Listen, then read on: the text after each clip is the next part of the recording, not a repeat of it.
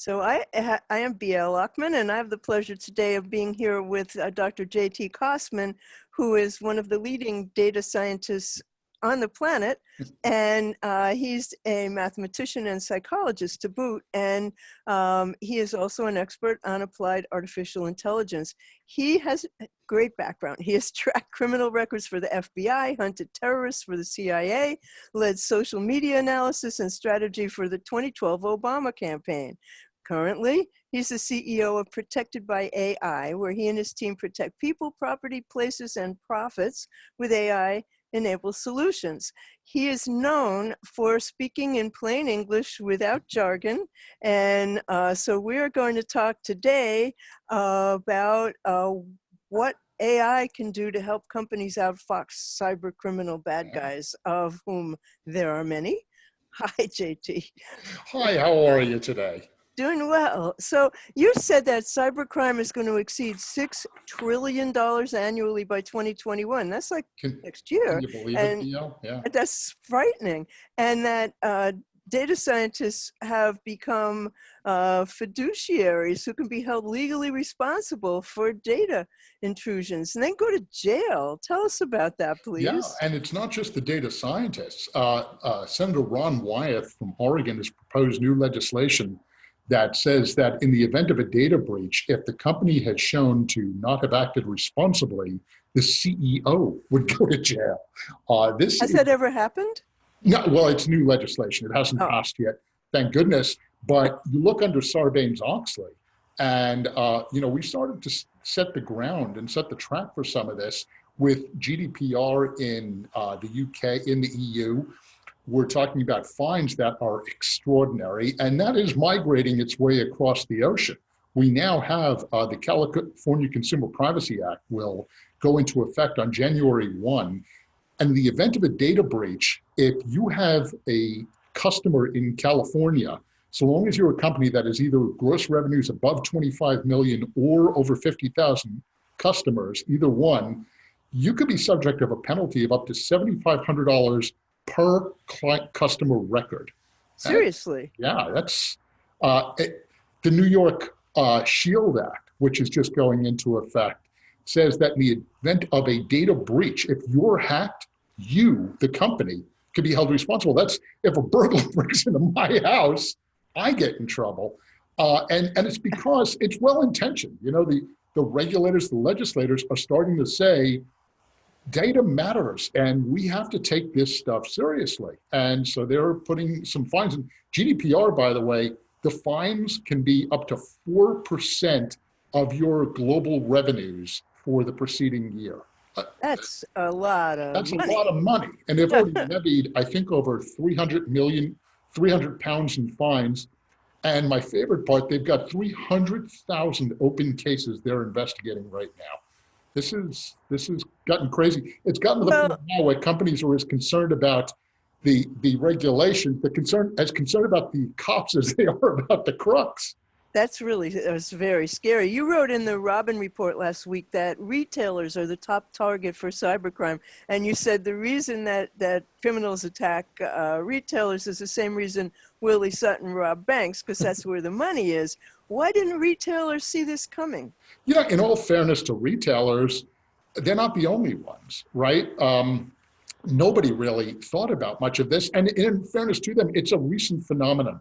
Malware attacks have increased by over 2,000% over the last decade. Ransomware, we never even heard of this, right? I mean, it's been around for quite a few years, but who heard of ransom attacks until even 2 years ago? Now it's, I think, $1.3 trillion in impact. Entire cities are being taken offline, hospitals, healthcare institutions. Everybody is getting attacked. The retailers, they had a lot on their plate. They had a lot on their minds. And I think everyone thought, well, cyber criminals go after Amazon, right? They'll go after Google, or they'll go after the banks. But they didn't realize that the data has inherent value. They did realize it, but I don't think they really were cognizant of it, gave it the thought and time and attention it needs. And to the point, we tend to forget, Steve Jobs introduced us to the iPhone 12 years ago. I mean, this has all changed overnight. In terms of history, that 12 years ago is nothing. But so why does it take companies an average of 197 days to notice a data breach? Sometimes you hear about it like the year after. Why is that? Why aren't they paying more attention?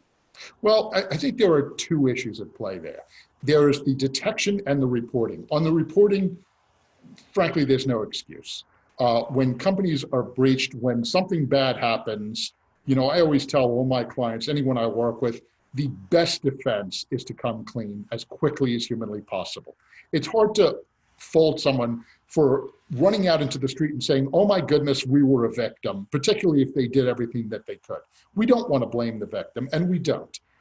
And companies tend to get in trouble when they sit on the breach. Some of the biggest breaches in history, you mentioned, Equifax, Yahoo, some of these Target, some of these companies just sat on it because they were embarrassed, I guess, and they wanted to try to mitigate the damage. Never a good idea. But why they don't detect it is because they lack the sophistication.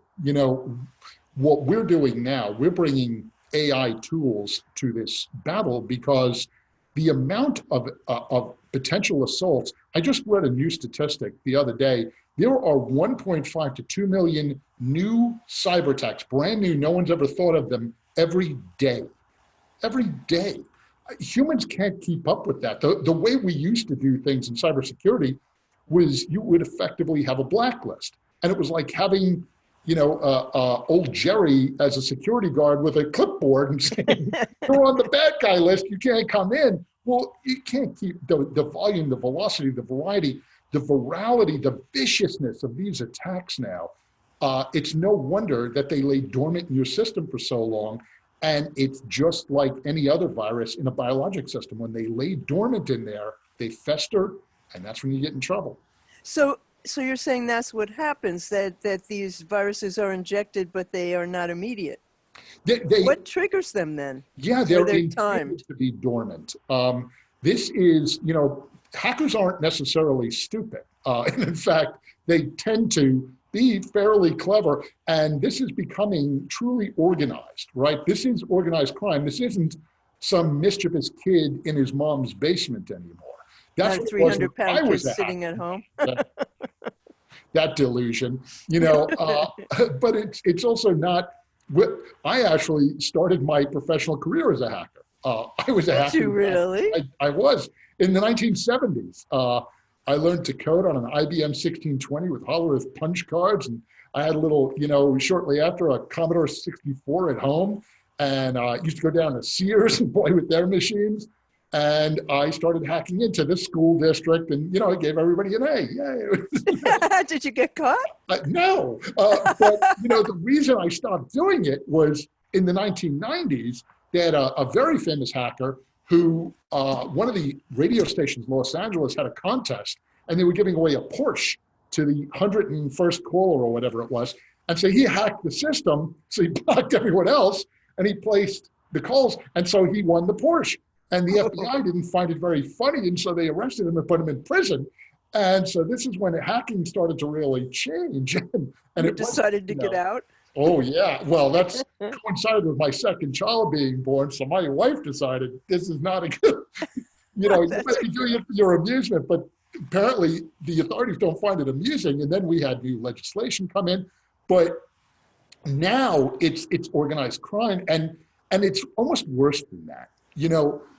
When you look at cybercrime right now, ransomware, I was just speaking to a group in New York last week, and I shared with them, I wouldn't share the URL address or the link address, but I shared a page from the dark web with them that is selling malware, and they are selling ransomware in a box, basically, $39, and you too can go into the ransomware business. No kidding. Yeah, you can send, all you got to do is what's called a script kidding. You copy the code, you put it into an attachment, into a PDF file, a picture, whatever. You send a convincing email to someone and tell them, hey, you just won, or here's pictures of my last vacation, whatever it is, or here's that document you asked for, which, by the way, hacking into their system, you spoof it and you send it from their boss, hey, here's that contract I want you to look over. They open it, bam, they've got a ransomware capability. Now at $39, when you're talking about somebody in, Lagos, Africa, or in St. Petersburg, who's trying to get by on a couple of bucks a day, Very tempting. they're not going to get caught. They know they're not. We as a society, at least in the West, we don't take it seriously from the authorities' perspective. And so why wouldn't they hack us? But JT, you also said that cyber attacks have become the most preventable threat of our time. So why is there a new breach every 5 minutes? They are that preventable, and they're that preventable, and yet they still occur because of basically a lack of awareness. People remain blithely unaware of these things. We keep thinking, well, it's not going to be me. I'm not the one who's going to get hacked or attacked. And even if I do, gee, I have LifeLock or whatever it is, or I have a firewall. And we tend to disregard that, which is absurd. We would never leave our house without locking the door. We would never not take some precautions. We would never in our companies, imagine having a jewelry store and I'll leave the doors unlocked and I'll leave the alarm code on the wall. Are you kidding me? But that's the equivalent of what a lot of companies seem to be doing. Well, they are, and they don't bother with education, and they don't bother at least trying to make themselves unattractive. Speaking of alarms, I have a good locks on my door. I have an alarm system, ADT alarm system, and I have the sign in the front yard, and I have a big dog. I have a Rottweiler named Tank. Well, what are those three things saying? My wife hates it when I say this, but really they're saying, go rob the neighbor, right? I mean, you could still burglarize my house. You could kick in the door, you could cut the alarm, and you could shoot the dog. But why would you? Well, you could go next door. And that's not enough companies are just doing that. They're not getting some basic assessment of their systems. They're not putting some basic plans in place. They're not educating their staff. They're not educating themselves. They're not aware of the problem. That is the biggest thing you can do to start to mitigate it. And you had mentioned, I was saying retailers are under attack. I don't usually make predictions. I actually wrote a column for a while called Observations of a Myopic Futurist, because I can only see a very short distance ahead. But let me tell you who the next group is who's going to be attacked en masse. And for the record, I'm not putting any ideas out there. I'm already seeing these trends. It'll be not retailers, but they're sort of analog in professional services. We're going to see accountants and lawyers and doctors and dentists and psychologists and daycare centers and all these sorts of services. Why? That's where the data is. And they're not taking it seriously. But think if you're a small accounting firm in the middle of Des Moines and you just have a couple of hundred clients, if I get into your system, you're in trouble. And by the way, I mentioned I was a hacker. I promised I was a good boy, but this morning, just to amuse myself, I was sitting in the Starbucks and I collected 17 passwords. In Starbucks? Yeah, everyone was getting on the public Wi-Fi and okay, let's see what people are doing. And I got there where they were going on the web, what traffic they had, where they were going, what they were doing. I collected their passwords. I thought to myself, I think I'm going to make up a little card where I'm just going to handwrite their password and drop it on their tables as I leave and say, you really need to take this more seriously because it took me all of 3 seconds to get into your system. And by the way, once I had their passwords and I had their MAC address and I had the rest of the information, I could own their computer in about 15 seconds. Seriously? Yeah, and I'm not So what's the answer? How do you outfox the bad guys? You said that robots are the answer. Is that really robots what we need? it depends on who you are, right? If you are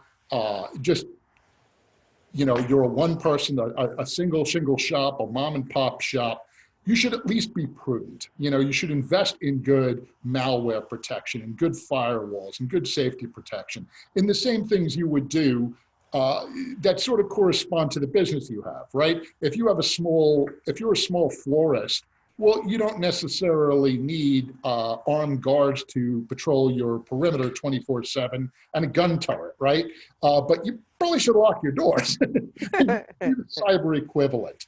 Likewise, if you're a mid-cap company and you're pulling in, 25, 100, $500 million in annual revenues, how do you not at least have your system assessed? How do you not have a good, strong strategy in place to make sure that you're not being breached, that you have a shield up, that you are doing what you possibly can? And by the way, knowing that it's not possible to wholly keep the hackers out.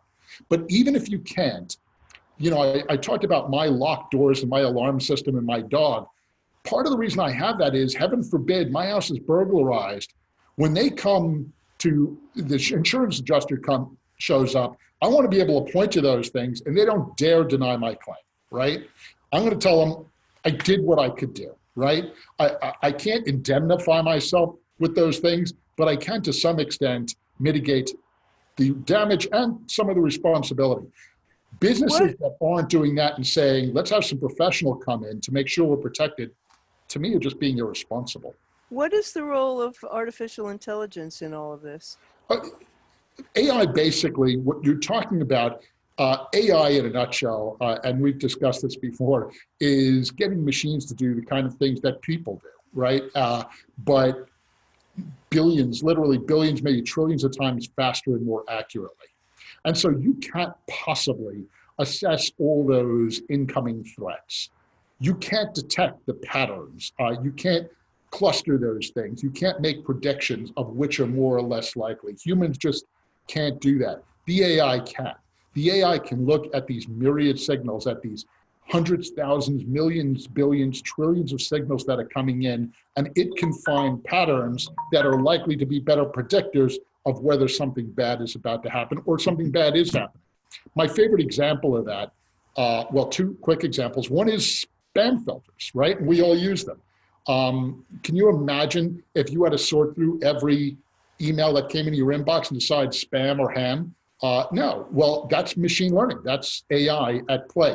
We've taught it what naughty emails look like, and now most spam filters can filter out something like 99.6% of all spam.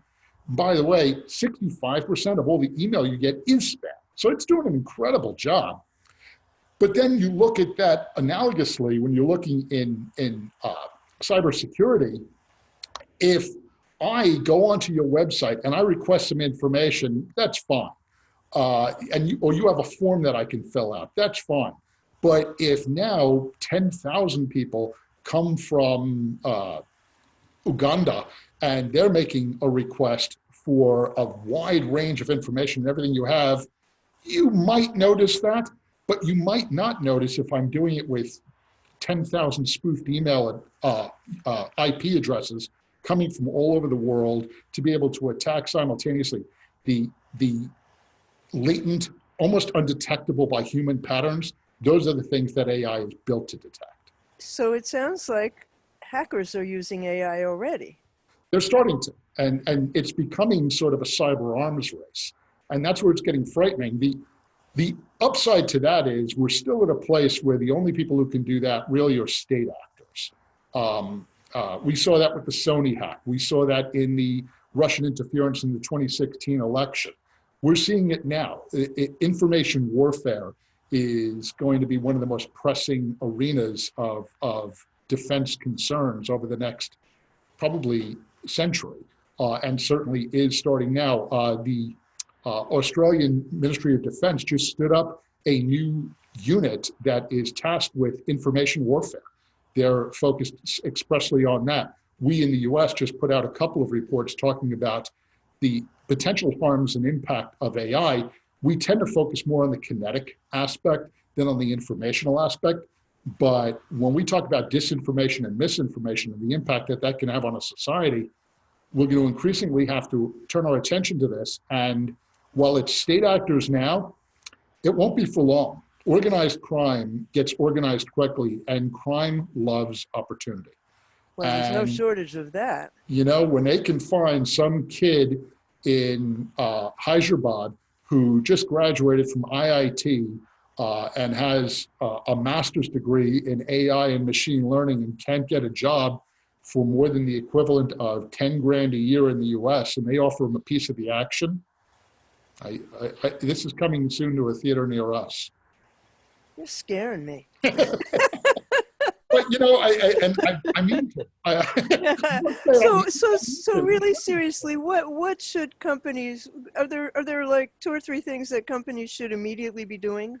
Yeah, the very first thing that all companies, irrespective of your circumstance, whatever industry you're in or whatever size you're in, you need to think about how valuable is your data and how comfortable are you with having it released into the wild? Because it may be a non-issue for you.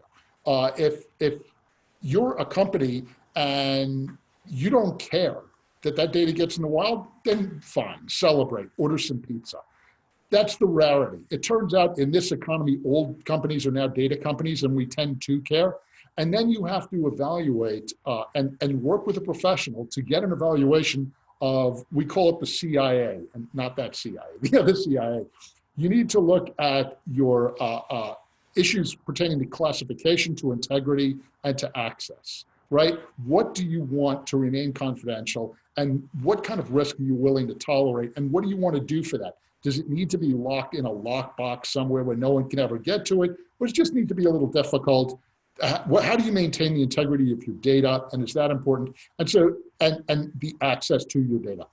The bottom line, if you're more than the smallest of possible single sole practitioner working from your living room, then you need to get with a professional. You need to get somebody who will sit with you and give you some guidance, give you some oversight. And by the way, that's not a big ask. I personally have taken this very personally. I see this as an assault on the economy, an assault on free markets. I take these calls for free. I'm more than willing to talk to anybody and tell them, look, give me the particulars of your industry and what you're doing. Let's talk about some things that you can do. Quite often, that entails very little more than just increasing awareness, increasing education, and doing a few things to make yourself a less attractive target. Now, depending on the industry you're in, if you're in the healthcare industry, you darn well want to protect that data and make sure you're HIPAA compliant. If you're, if you have 50, 60,000 customers, you darn well better make sure that you're compliant with CCPA, the California Consumer Privacy Act. If you have clients in the EU, some companies, you'll have to do something. But if you're a small company, there are still things that you can do with virtually no cost. And the final note on that, no one would ever be in business without paying their insurance. That's what this is. I mean, people need to start not just taking out the cybersecurity protection policy for if they're breached, but some preventative medicine. Well, do you do office hours when you do these calls? You know me, I'm up at 5 in the morning. I take, I have a great team that I'm working with, and there's always someone on staff who's more than willing to chat with anybody. We're targeting right now, we're working mostly with the mid-cap companies. The very, very small companies, frankly, don't need as sophisticated a services as we bring. And for them, look, increasing awareness, increasing education on these things. Again, feel free to contact me on LinkedIn or directly. I'm happy to recommend some good reading materials. There's a couple of great even videos and movies to watch, and we're going to be producing some. For the very, very big companies, they don't, they're taken care of. They've got a chief information security officer and all those things. The companies I'm most worried about are those about 200,000 companies in the middle market that are left high and dry. The average big company is currently paying, wait for this, over $9 million a year for cybersecurity solutions. A mid-cap company can't afford that. And so those are the companies we're talking to and saying, let the machines do it. They do a better job. They're way cheaper, and there are solutions you can bring to bear. So if anybody wants to learn more about your company, they go to ProtectedBy.AI, and they can learn more there, right? They can, or they can call us. My number is 844-4-WE-ARE-AI. That's a great number. That a great number is, yes. Or go to our website, send in a contact note, or just connect with me on LinkedIn, JT Kostman. Fabulous. Thank you so much for your time today. Oh, thank you, BL. It's always a pleasure to chat with you. Okay, I stopped it.